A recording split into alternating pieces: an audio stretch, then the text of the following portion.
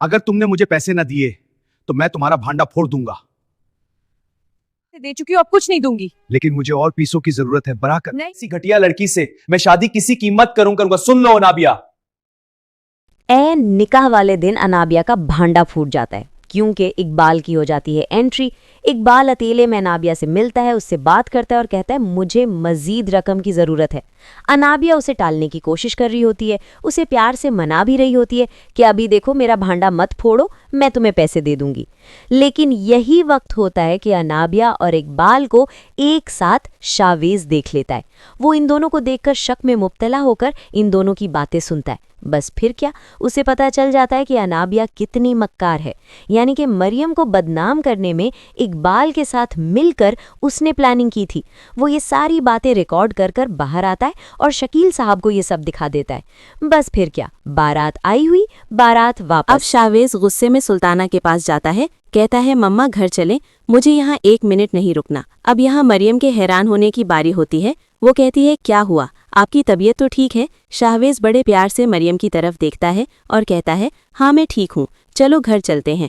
वो मरियम और सुल्ताना को लेकर घर की तरफ आने के लिए बाहर निकलने वाला होता है कि पीछे से अनाबिया आ जाती है और कहती है शाहवेज तुम मेरे साथ अच्छा नहीं कर रहे, मैं तुम्हें जिंदा नहीं छोड़ूंगी, जान से मार दूंगी तुम्हें भी तो तुम्हारी इस मरियम को भी। तभी शाहवेज कहता है देखो तुम जैसी घटिया लड़की से मुझे यही उम्मीद थी, तुम कुछ भी कर सकती हो और किसी भी हद तक जा सकती हो। जब तुम अपने घर वालों के साथ कर सकती हो तो मैं क्या चीज़ हूँ। तुमने अपना ड्राइवर के साथ मिलकर उस बेचारी बेगुनाह लड़की को कितनी जिल्लत दिलवाई, तुम्हें अंदाजा भी है किसी की? शाहवेज तो चला जाता है, लेकिन सुनिए जरा पीछे क्या होता है। शकील साहब इतनी बड़ी बल्लासी अपनी बर्दाश्त नहीं कर पाते और उनका सर जो है शर्म से झुक जाता है। इस बात को लेकर के उन्होंने अपने मोहसिन की बेटी मरियम के साथ क्या कुछ किया, वो भी इस अनाबिया की वजह से।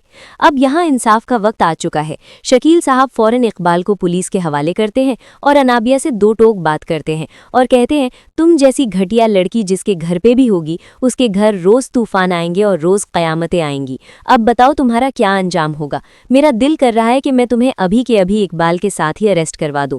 तुम दोनों एक साथ जेल में रहोगे तो तुम्हारा भी दिमाग ठीक हो जाएगा। यहीं पर अनामिया अपने बाप से इतनी बदतमीजी करती है, इतनी बदतमीजी करती है, वो अपने बाप को जान से मारने की धमकी भी देती है। और यहीं पर शकील साहब बेचारे, इधर शकील साहब की डेथ हो जाती है, वो भी सिर्फ और सिर्फ अनाबिया की वजह से। शावीज और मरियम को जब ये पता चलता है कि बाबा साहब इस दुनिया से चले गए हैं तो मरियम बहुत ज़्यादा रोने लगती है और शावीज मरियम को लेकर उनकी जनाजे में शिरकत के लिए आता है। यहाँ अनाबिया मरियम को देखकर गुस्से से बिल्कुल ही पागल हो जाती है और समरीन को ऐसा लगता है कि अनाबिया का दिमाग बिल्कुल ही उलट गया है। वो चीख चीख कर मरियम को बद्दुआएं देती है, कहती है तुम्हारे साथ मैं फिर ऐसा करूँगी कि शावेज तुम्हें तलाक दे देगा, जैसे मैंने तुम्हें अवेज से तलाक दिलवाई थी, बिल्कुल ऐसे ही मैं तुम्हें इस शावेज से भी तलाक दिलवाऊंगी। वो भरे मजमे में अपने करतूत खुद अपने मुंह से बता रही होती है और वहीं अवेज की माँ भी खड़ी होती है जो ये सब सुन रही होती है। मरियम सुरखरू हो जाती है, अपने बाबा साहब की जनाजे पे शिफा पढ़ती हैं और शावेज के साथ बड़े फख्र से अपने घर आ जाती है क्योंकि वो जानती है कि वो सुरखरू हो गई है।